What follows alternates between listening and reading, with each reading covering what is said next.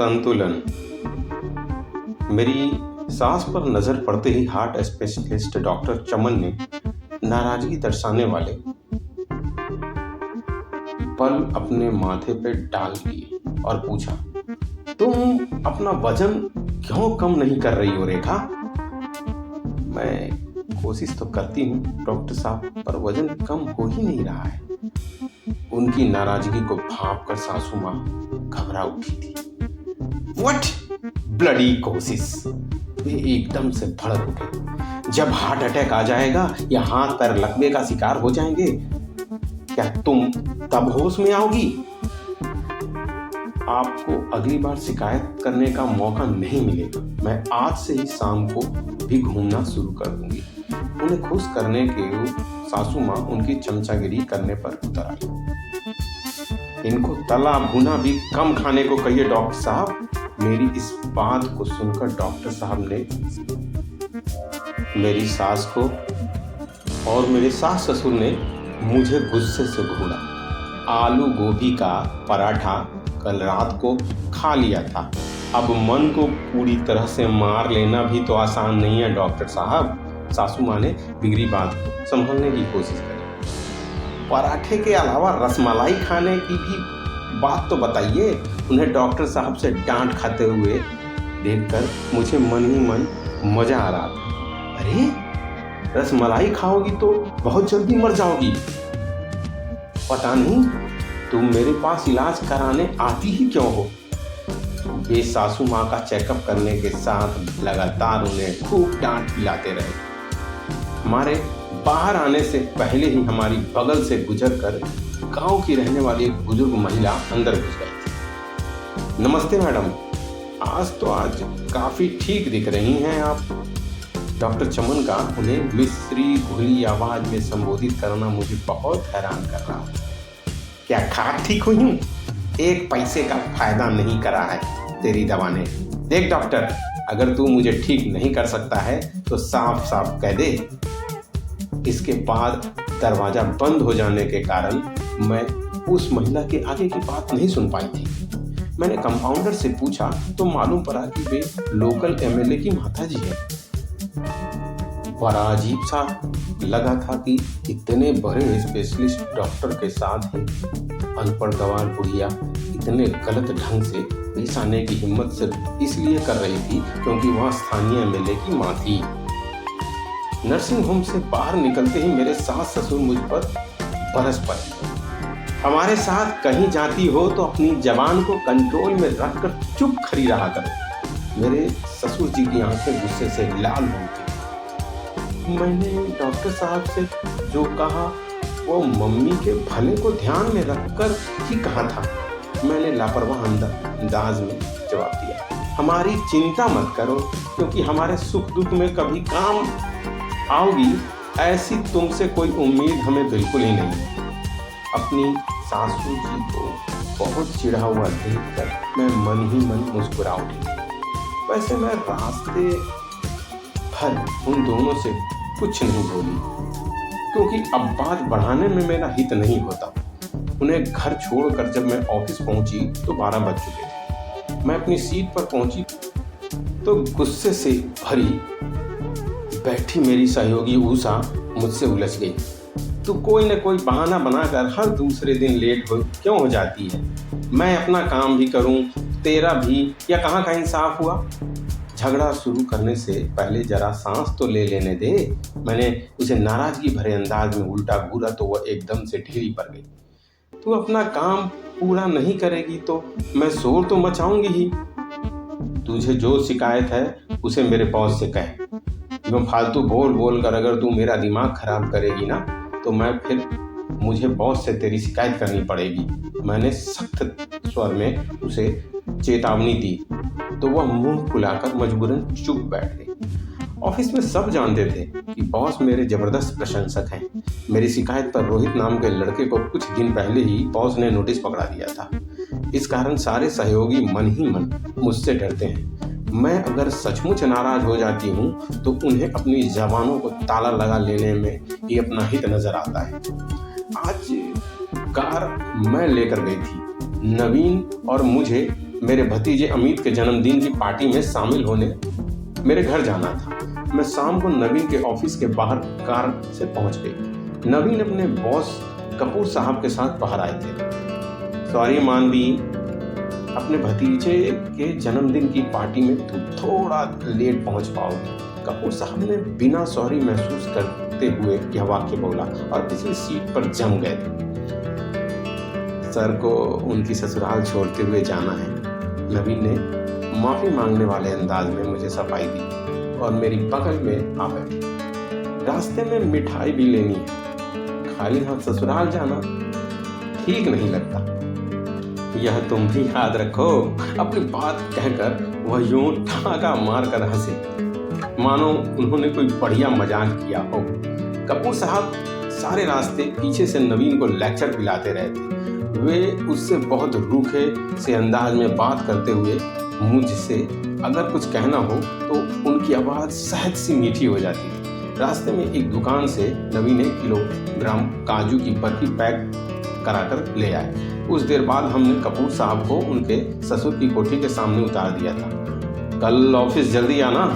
नवीन को ऐसी हिदायत देकर वे मुझसे फ्लर्ट करने वाले अंदाज में बोले, मानवी तुम्हें और ज्यादा मुस्कुराना चाहिए क्योंकि तुम्हारी स्माइल बहुत लवली है। कार को आगे बढ़ाते ही नवीन गुस्से से फट पड़े। साला लंपट, लाइन मारने का कोई मौका नहीं चूकता है। साले ने न मिठाई के पैसे दिए न यहाँ इतनी दूरी तक छोड़ने के लिए थैंक यू बोला। क्या काजू की बर्फी और या पेट्रोल फ्री में आता है? अब यूं भीम भीम करते हुए पार्टी में जाओगे? सिर में दर्द शुरू हो जाने के कारण मेरी आवाज़ चिड़चिड़ी हो उठी थी। सॉरी यार, साले ने दिमाग खराब कर दिया है। मैं कल से ही नई जगहों पर अप्लाई शुरू करना शुरू कर देता हूँ। तुम्हें इससे बढ़िया कंपनी आसानी से नहीं मिलेगी। गले में पड़ा अच्छी कंपनी वाला यही फंदा तो नौकरी नहीं छोड़ने देता है। लेकिन मैं किसी दिन साले को ऐसी सुनाऊंगा कि याद रखेगा, कमीना ऑफिस में शेर बनता है और अपनी बीवी के सामने बकरी की तरह में करता रहता है। उसकी यह बात तो सीखने जैसी है। मैं तो तुमसे अपने मन का दुख दर्द कहना शुरू ही करती हूँ कि तुम मुझे एकदम से झगड़ने को तैयार हो जाते हो। आज सुबह भी तुम्हारे ऑफिस जाने के बाद तुम्हारे मम्मी पापा ने मेरे साथ झगड़ा किया। यार, इस वक्त घर की बातें शुरू करके मेरा दिमाग खराब मत कर। वो हमेशा की तरह एकदम से गुस्सा हो गए। तुमसे अपने दिल की बात शेयर नहीं करूंगी तो किससे करूंगी? मेरे साथ जो रात दिन की कला होती है उसने मेरी जिंदगी को नर्क बना दिया है। मैं रोआंसी हो। तुम उनके सामने उल्टा बोलकर बात ज्यादा बिगाड़ देती हो। सारा कसूर मेरा ही है तो तुम मुझे अलग मकान में ले चलो।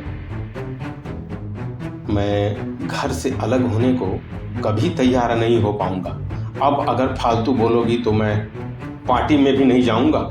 उनकी इस धमकी को सुनकर मैं चुप होने को मजबूर हो गई थी। नवीन मुंह फुलाकर मेरे पापा के घर में घुसे। वार्तालाप में हिस्सा लेने की बजाय टीवी खोलकर न्यूज़ देखने लगे। मेरे मम्मी पापा और भैया भाभी फौरन उनका मूड ठीक करने की कोशिश में लग गए। मैंने बहुत बार नोट किया है कि इनकी खातिर करते हुए वे सब जितना ज़्यादा झुकते हैं, नवीन उतना ही ज़्यादा टेढ़ा व्यवहार उनके साथ करते हैं। आज भी इन्हें घंटे भर से ज़्यादा रोके रखने के लिए उन सब को इनकी बहुत खुशामद करनी पड़ी। भैया लगातार पास में बैठकर इनकी बातें ध्यान से सुनता रहा तो ही इनका मूड ठीक रहा था। हम रात को 11 बजे के करीब वापस लौटे तो हमें देखते ही मेरी सास ने हाय तौबा मचा दी। फोन पर याद कराने के बावजूद तू जल्दी नहीं आ सकता था, अब मेरी दवाई कैसे आएगी? सासू माँ हमारा अच्छा खासा मूड खराब करने को पहले से तुली बैठी थी। दवा लाने वाली बात मेरे ध्यान से उतर गई माँ, मैं कल सुबह ला दूंगा। नवीन फौरन परेशान नजर आने लगे थे। देख भाई, अगर तू हमारे प्रति अपनी जिम्मेदारियां पूरी नहीं कर सकता है तो घर से अलग।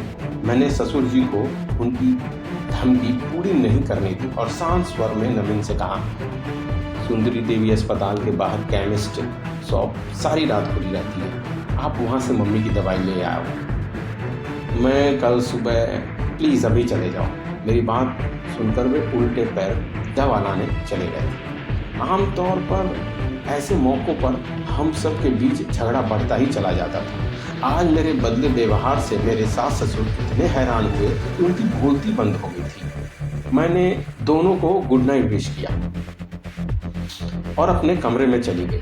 वहाँ कपड़े बदलते हुए मैं लोगों के व्यवहार से जुड़े उस खास पहलू पर सोच विचार करने लगी जो कुछ देर पहले घर लौटते समय ताज़ा ताज़ा मेरे समझ में आया था। जिसके पास किसी को नुकसान पहुंचाने या तंग करने की पावर है, वो हमेशा उसका इस्तेमाल क्यों नहीं करेगा। ऐसी कई घटनाएं मुझे याद आई जब सामने वाला इंसान को दवा या जलील करके किसी ने मजा लिया या अपनी टेंशन को कम किया था। मेरे सास ससुर डॉक्टर चमन के सामने मिमियाते हैं क्योंकि वे काबिल डॉक्टर हैं और कम फीस लेकर उनकी देखभाल कर रहे हैं। फिर कुदरत हाथ ही हाथ हिसाब बराबर करता है। एमएलए की अनपढ़ गंवार माँ के सामने तेज तर्रार डॉक्टर चमन भीगी बिल्ली बन जाते हैं। मेरे बॉस मेरे जबरदस्त प्रशंसक हैं और उनकी सह पर मैं अपने सब सहयोगियों को डरा दबा कर रखती हूँ। मुझसे सीनियर लोग मेरे सामने जबान नहीं खोल सकते क्योंकि मेरी शिकायत पर बॉस उन्हें नौकरी से हरी झंडी दिखा सकते हैं। दूसरी तरफ नवीन के बॉस उसे यूं डांटते हैं मानो वे उनका घरेलू नौकर हो। यह कपूर साहब नाम का ऊंट पहाड़ के नीचे तब आता है जब उनकी बीवी उन्हें सबके सामने बुरी तरह से इसलिए डांट देती है क्योंकि वह करोड़पति बाप की बेटी है। ऑफिस में शेर बनने वाले कपूर साहब चुपचाप उसकी डांट सुनते हैं क्योंकि ससुराल से उन्हें माल जो मिलता है। भावुक स्वभाव के नवीन घर से अलग नहीं होना चाहते हैं। वे जानते हैं कि किराए का मकान अफोर्ड करना मुश्किल है और उनकी इसी कमजोरी का पूरा फायदा उठाकर मेरे सास ससुर मौका मिलते ही हमें घर से अलग होने की धमकी देने में कभी भी नहीं चूकते हैं। अपने माता पिता के हाथों अपमानित होने वाले मेरे साहब अपनी ससुराल में शेर बन जाते हैं क्योंकि मेरे मम्मी पापा और भैया भाभी मुझे सुखी देखना चाहते हैं। कहीं हमारे बीच तलाक की नौबत ना आ जाए, इस बात की कल्पना उन्हें इनके खराब व्यवहार के सामने भी मुस्कुराते रहने को मजबूर करती है। मेरे माता पिता और भैया भाभी से सीधे मुंह बात न करने वाले मेरे स्वामी अभी घर लौट कर आते ही मुझे अपनी बाहों में भरने को ललायित होते हैं और तब मैं जो चाहूंगी वह कहूंगी और वो चुपचाप मेरी सारी शिकायतें सुनते हुए मेरी हाँ में हाँ मिलाएंगे। मेरी समझ में तो ये बात आई कि अगर सामने वाला किसी कारण से कमजोर या मजबूर है तो ताकतवर उसे धड़ल्ले से खरी खोटी जरूर सुनाएगा। इस मामले में हर तरफ लेन देन का सिद्धांत खूब काम कर रहा है। इधर किसी से कड़वी तीखी बातें सुनो और उधर किसी दूसरे को वैसे ही बातें सुनाकर अपने मन की भड़ास निकालो। वैसे जिसे इस खेल को ढंग से खेलने का पूरा मजा लेना हो उसे कुछ महत्वपूर्ण बातों पर ध्यान रखना पड़ेगा। सास ससुर की डांट फटकार से तंग आकर घर से अलग होने की जिद पकड़ना बहू के हित में नहीं होगा। अगर बहू उचित मौके पर सास ससुर को तंग करके उनसे बदला ले तो उसे अपनी दुश्मनी का मानना सास ससुर की नादानी है। बॉस की डांट से चिढ़कर किसी का नौकरी छोड़ने की सोचने लगना बेवकूफ़ी है। दामाद का मुंह फुलाकर घूमने को अपनी बेइज्जती समझना बेटी के माता पिता की नासमझी है। डॉक्टर के सामने डांटने के कारण उसे बदल डालना गलत व नुकसानदायक होगा। एमएलए की मां की तरह डॉक्टर को बेबात अपमानित करने वाले लोग भी इस दुनिया में मौजूद हैं।